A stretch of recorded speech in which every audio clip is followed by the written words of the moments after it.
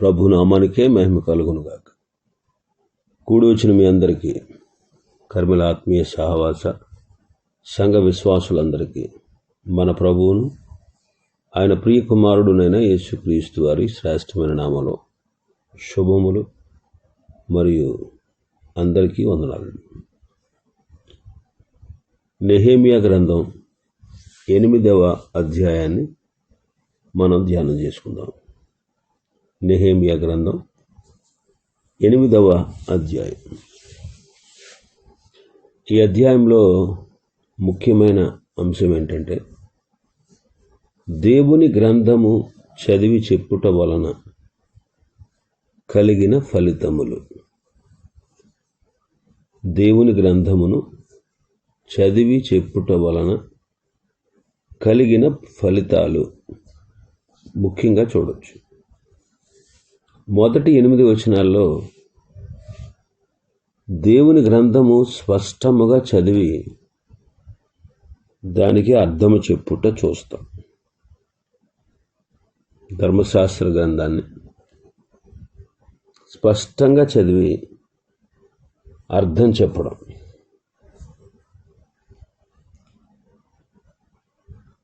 ఒకసారి చూద్దాం. మొదటి 8 వచనాలు. 7వ నెల రాగా ఇశ్రాయేలీలు తమ పట్టణములో నివాసులై ఉండేవి. అప్పుడు జనులందరూ ఏక మనస్కులై నీటి గుమ్మము ఎదుటనున్న మైదానమునకు వచ్చి, యెహోవా ఇశ్రాయేలులకు ఆజ్ఞాపించిన మోషే ధర్మశాస్త్ర గ్రంథము తెమ్మని యజ్రాను శాస్త్రితో చెప్పగా, యాజకుడైన యజ్రా 7వ మాసము మొదటి దినమున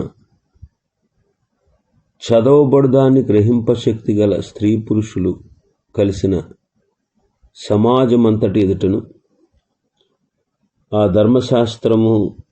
ధర్మశాస్త్ర గ్రంథము తీసుకుని వచ్చి నీటి గుమ్మము ఎదుటనున్న మైదానంలో ఉదయం మొదలుకొని మధ్యాహ్నం వరకు నిలుచున్న ఆ స్త్రీ పురుషులకును తెలివితో వినగల వారికి అందరికీ చదివి వినిపించుచూ వచ్చాను. ఆ జనులందరూ ధర్మశాస్త్ర గ్రంథమును శ్రద్ధతో వినిరి.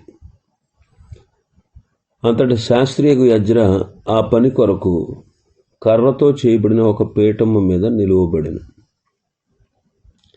మరియు అతని దగ్గర కుడి పార్శ్వమందు మత్తిత్య, షమ, అనాయ, ఊరియా, హిల్కియా, మయషయ అనువారును, అతని ఎడమ పార్శ్వమందు పెదాయ, మిషాయేలు, మల్కియా, హాషుము, అష్బద్దాన, జకరియా, మిషుల్లాము అనువారును నిలిచి ఉండరు.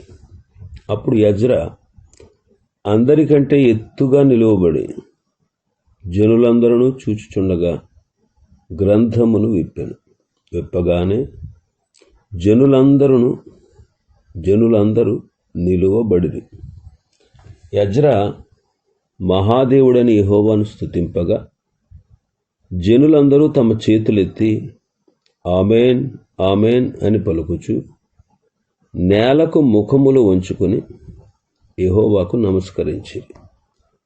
జనులు ఇలాగు నిలువబడుచుండగా యెషూవ, బాని, షేరేబ్యా, యామీను, అక్కూబు, షబ్బెతై, హోదియా, మయషయ, కెలీటా, అజర్యా, యోజాబాదు, హానాను,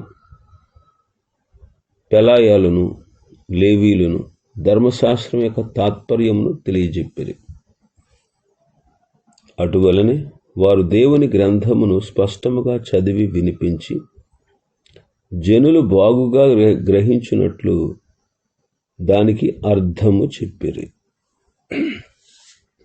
ఇందులో 4 విషయాలు మనకు కనబడతా ఉన్నాయి. 1, దేవుని గ్రంథాన్ని ఎందుకు చదివి చెప్పాలి. 2, దేవుని గ్రంథము చదివి చెప్పేవాడు ఎలాంటి వాడై ఉండాలి. 3. ప్రజలు ఎలా వినాలి? 4. ప్రజలలో కలిగిన మార్పు. ఈ 4 విషయాలు మనం చూడవచ్చు. మొదటిది, దేవుని గ్రంథం ఎందుకు చదివి చెప్పాలి అని మనం ఆలోచన చేస్తే, దేవుని గ్రంథము చదివి బోధించుట ద్వారా ప్రజలు దేవుని యందు భయపడుట నేర్చుకుంటారు. అలాగూ దేవునికి భయపడుట నేర్చుకున్నప్పుడు ప్రజలు దేవుని కట్టడలు, ఆజ్ఞలు అనుసరించి నడుచుకుంటారు. పాపము చేయకుండా ఉంటారు. ద్వితీయోపదేశకాండం 4వ అధ్యాయం 10వ వచనం. ద్వితీయోపదేశకాండం 4:10. నీవు హోరేబులో నీ దేవుడైన యెహోవా సన్నిధిని నిలిచి ఉండగా, యెహోవా, నా యొద్దకు ప్రజలను సమకూర్చుము, వారు ఆ దేశం మీద బ్రతుకు దినములన్నీ నాకు భయపడ నేర్చుకొని తమ పిల్లలకు నేర్పునట్లు వారికి ఈ మాటలను వినిపించదనని ఆయన నాతో చెప్పిన దినమును గూర్చి వారికి తెలుపుము. ద్వితీయోపదేశకాండం 4:10లో, ఇదిగో మోషే, నా యొద్దకు ప్రజలను సమకూర్చు, వారు కనాను దేశంలోకి వెళుతున్నారు కదా, ఆ కనాను దేశం లేదా దేశంలో వారు బ్రతుకు దినములన్నిట నాకు భయపడ నేర్చుకొనడానికి, తమ పిల్లలకు నేర్పడానికి వారికి నా మాటలు వినిపిస్తాను అని ప్రభు చెప్పారు. 6వ అధ్యాయం 1-2 వచనాల్లో మనం చూస్తే, ద్వితీయోపదేశకాండం, నీవును నీ కుమారుడును నీ కుమారుని కుమారుడును నీ దేవుడిని యెహోవాకు భయపడి నేను నీకు ఆజ్ఞాపించు ఆయన కట్టడలన్నీయు ఆజ్ఞలన్నీయు నీ జీవిత దినములన్నిటను గైకొనుచు నీవు దీర్ఘాయుష్మంతుడు వగనట్లు మీరు స్వాధీనపరుచుకున్నటకు ఏరి దాటి వెళుచున్న దేశమందు మీరు జరుపుకొనుటకును మీకు బోధింపవలనని మీ దేవుడిని యెహోవా ఆజ్ఞాపించిన ధర్మమంతయు, అనగా కట్టడలు, విధులు ఇవే.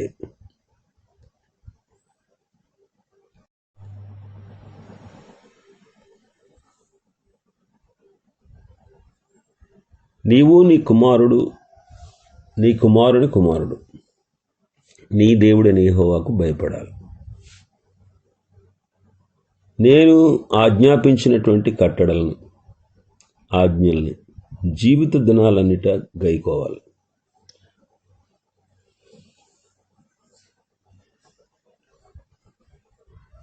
ఆ కనాను దేశంలోనికి ప్రవేశించిన తర్వాత వారికి ఈ విషయాలన్నీ బోధించాలి అని ఆయన ధర్మశాస్త్రాన్ని, కట్టడలను, విధులను వారికి ఆజ్ఞాపించాడు. కాబట్టి ఎందుకు ధర్మశాస్త్ర గ్రంథాన్ని, దేవుని గ్రంథాన్ని చదివి చెప్పాలి అంటే, వారు దేవునికి భయపడటం నేర్చుకుంటారు. వారు ఎప్పుడైతే దేవునికి భయపడడం నేర్చుకుంటారో పాపం చేయరు. వారు ఎప్పుడైతే దేవునికి భయపడడం నేర్చుకుంటారో ఆయన విధులను, కట్టడలను అనుసరించి నడుస్తారు. అందుకే దేవుడు ప్రజలను నా యొద్దకు సమకూర్చుము అంటారు. నా మాటలు వారికి వినిపించదను అని చెప్పారు. ప్రతి 7వ సంవత్సరము పర్ణశాలల పండుగ సమయంలో ప్రజలను సమకూర్చి దేవుని గ్రంథాన్ని చదివి వినిపించుట జరుగుతూ వచ్చింది. ద్వితీయోపదేశకాండం 31వ అధ్యాయం 9వ వచనం నుంచి. మోషే ఈ ధర్మశాస్త్రమును రాసి యెహోవా నిబంధన మందసమును మోయు యాజకులైన లేవీయులకును ఇశ్రాయేలు పెద్దలందరకును దానిని అప్పగించి వారితో ఇట్లనెను, ప్రతి 7వ సంవత్సరాంతమున, అనగా నియమింపబడిన గడువు సంవత్సరమున నీ దేవుడని యెహోవా ఏర్పరచుకుని స్థలమందు ఇశ్రాయేలులందరూ ఆయన సన్నిధి నుండి కనబడి పర్ణశాలల పండుగను ఆచరించినప్పుడు ఇశ్రాయేలులందరి ఎదుట ఈ ధర్మశాస్త్రమును ప్రకటించి వారికి వినిపింపవలెను. ఈ దేవుడని యెహోవాకు భయపడి ఈ ధర్మశాస్త్ర వాక్యములన్నిటిని అనుసరించి నడుచుకున్నట్లు పురుషులేమి, స్త్రీలేమి, పిల్లలేమి, నీ పురములలో ఉన్న పరదేశులేమి వాటిని విని నేర్చుకున్నట్లకై అందరినీ పోగు చేయవలెను. అలాగు నేర్చుకుని ఎడల దానిని ఎరుగని వారి సంతతి వారు దానిని విని మీరు స్వాధీనపరుచుకున్నట్టుకు యొర్దాను దాటపోచున్న దేశమున మీరు బ్రతుకు దినములన్నీ నీ దేవుడైన యెహోవాకు భయపడుట నేర్చుకుందురు. దేవుని ధర్మశాస్త్ర గ్రంథమును స్పష్టముగా చదివడం ద్వారా ధ్యానించడం వలన చక్కగా ప్రవర్తించగలం, పాపము చేయకుండా జీవించగలం. 119వ కీర్తనలో కీర్తనకారుడు అంటాడు, 119వ కీర్తనలో మొదటి 3 వచనాల్లో చూస్తే, యెహోవా ధర్మశాస్త్రమును అనుసరించి నిర్దోషముగా నడుచుకుని వారు ధన్యులు. ఆయన శాసనములను గైకొనుచు పూర్ణ హృదయముతో ఆయనను వెదకువారు ధన్యులు. వారు ఆయన మార్గములలో నడుచుచు ఏ పాపమును చేయరు.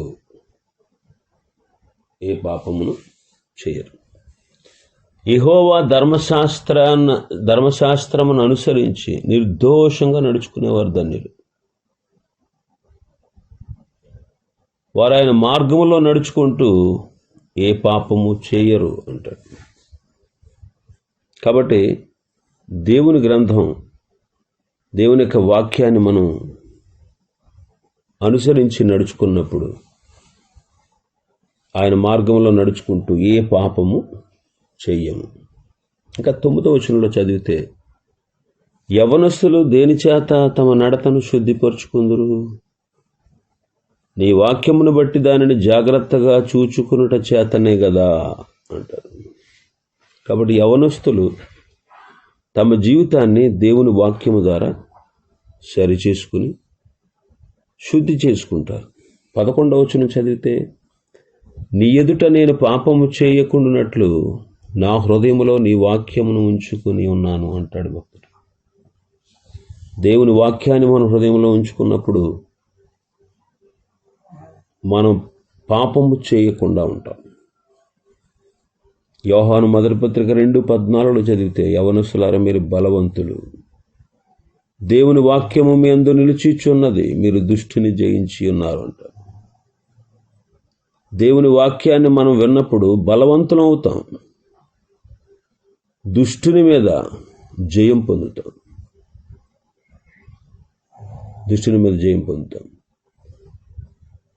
రక్షణలో ఎదుగుతాం.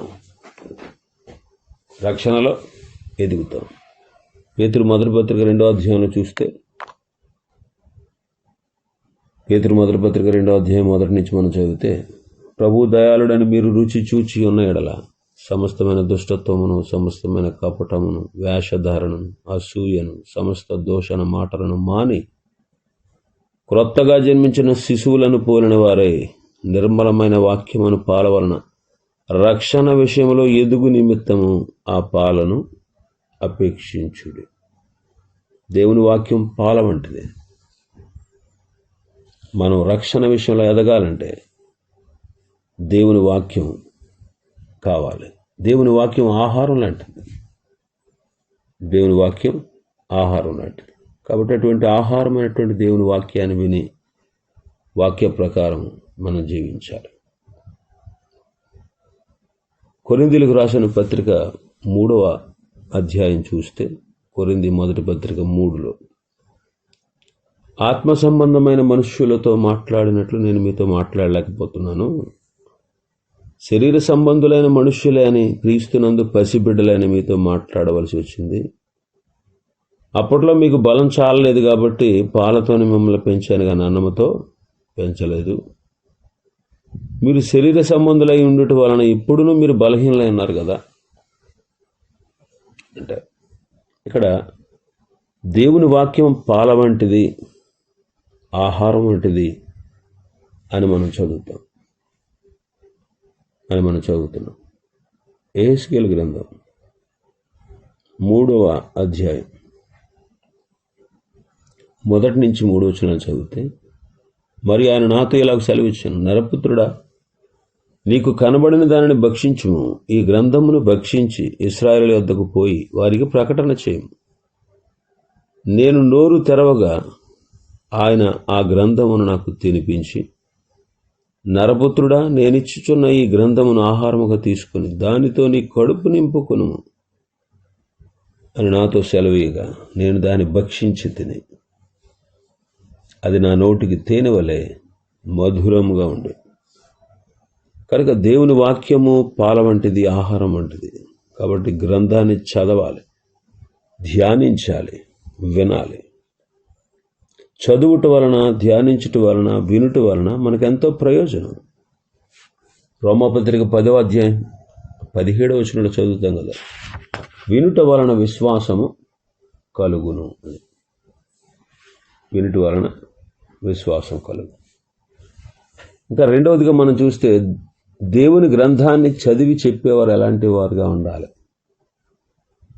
ఇక్కడ దేవుని గ్రంథాన్ని చదివి చెప్పేవారు యాజకులు. యాజకుడైన ఎజ్రా ధర్మశాస్త్రమునందు ప్రావీణ్యత కలిగిన శాస్త్రి. యెహోవా ధర్మశాస్త్రమును పరిశోధించి దాని చొప్పున నడుచుకొనుటకు, ఇశ్రాయేలీలకు దాని కట్టడలను నేర్పుటకు అతడు దృఢ నిశ్చయం చేసుకున్నాడు. ఎజ్రా గ్రంథం 7వ అధ్యాయం 6వ వచనంలో మనం చూస్తాం.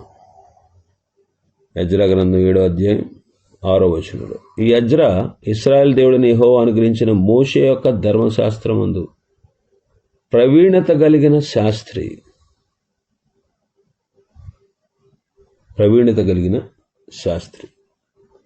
ఎజ్రా యెహోవా ధర్మశాస్త్ర గ్రంథమును పరిశోధించి దాని చొప్పున నడుచుకున్నటకు, ఇశ్రాయేలులకు దాని కట్టడలను, విధులను నేర్పుటకు దృఢ నిశ్చయము చేసుకున్నాడు అని చదువుతాం ఎజ్రా గ్రంథం 7:10లో. ఎజ్రాతో పాటు ఇక్కడ కొంతమంది లేవీయులు కూడా నిలబడి దానికి అర్థం చెప్పారు. ఎజ్రా అందరికంటే ఎత్తైన స్థలంలో పీఠం వద్ద నిలబడ్డాడు. లేవీయులు ఎజ్రాకు ఇరుపార్శ్వముల నిలబడ్డారు. వేల మంది ఉన్నారు కనుక అందరికీ కనబడాలంటే ఎత్తైన స్థలంలో నిలబడి బోధించారు. ఎజ్రా ధర్మశాస్త్రం ప్రకారం ప్రవర్తించేవాడు గనుక బోధించుటకు సరిపోయినవాడు. దేవుని వాక్యం బోధించేవారు ప్రవర్తన విషయంలో యోగ్యులుగా ఉండాలి. కాబట్టి పౌలు గారు తిమోతికి రాస్తూ, ఓ తిమోతి, విశ్వాసులకు మాదిరిగా ఉండు, బోధించుటయందు జాగ్రత్తగా ఉండు అని హెచ్చరించాడు. తిమోతి మొదటి పత్రిక 4వ అధ్యాయం 11వ వచనం నుంచి మనం చదివితే, ఈ సంగతులను ఆజ్ఞాపించి బోధించుము. నీ యవ్వనమును బట్టి ఎవడును నిన్ను తృణీకరింపనీయకుము గాని మాటలోను, ప్రవర్తనలోను, ప్రేమలోను, విశ్వాసములోను, పవిత్రతలోను విశ్వాసులకు మాదిరిగా ఉండుము అంటారు. ఇంకా నేను వచ్చే వరకు చదువుటయందు, హెచ్చరించుటయందు, బోధించుటయందు జాగ్రత్తగా ఉండు. నిన్ను గూర్చి, నీ బోధన గూర్చి జాగ్రత్త కలిగి ఉండు అంటారు 16వ వచనంలో. వీటిలో నిలకడగా ఉండు. నీవిలాగ నిలకడగా ఉంటే నిన్ను, నీ బోధ విను వారిని రక్షించుకుంటావంట. ఇంకా మనం చూస్తే, పరపక్షమందుండి వాడు మనల్ని గూర్చి చెడు మాట ఏది చెప్పనేరక సిగ్గుపడినట్లు సత్కార్యముల విషయంలో మనం మాదిరిగా మనం కనపరుచుకోవాలి. దాసులైన వారు అన్ని విషయాల్లో మన రక్షకుడైనటువంటి దేవుని ఉపదేశాన్ని అంగీకరించినట్లు, మంచి నమ్మకత్వాన్ని కనుపరిచినట్లు మనం యజమానులకు లోబడి ఉండాలి. ప్రవర్తన సరి లేకుండా ఉపదేశం చేసిన దానికి విలువ ఉండదు.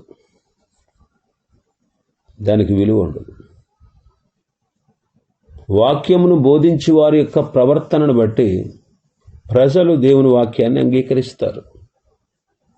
ఆ విషయాన్ని మనం స్పష్టంగా గ్రహించాలి.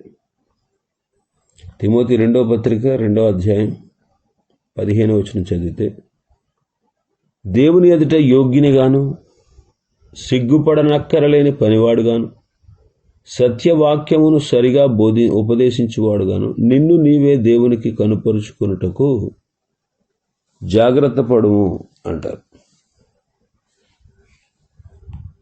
తెస్సలోనికీయులకు రాసిన మొదటి పత్రిక 2వ అధ్యాయం 10వ వచనం నుంచి, మేము విశ్వాసులైన మీ ఎదుట ఎంత భక్తిగాను నీతిగాను అనంద్యముగాను ప్రవర్తించుతామో దానికి మీరు సాక్షులు, దేవుడును సాక్షి. తన రాజ్యమునకును మహిమనకు మిమ్మల్ని పిలుచుచున్న దేవునికి తగినట్లుగా మీరు నడుచుకునవలనని మేము మీలో ప్రతి వారిని హెచ్చరించుచు, ధైర్యపరచుచు, సాక్ష్యమిచ్చుచు, తండ్రి తన బిడ్డల ఎడల నడుచుకున్న రీతిగా మీలో ప్రతి వాని ఎడల మేము నడుచుకుంటామని మీకు తెలియను. కాబట్టి వాక్యం బోధించే వాని యొక్క ప్రవర్తన చాలా విలువైనదిగా ఉండాలి.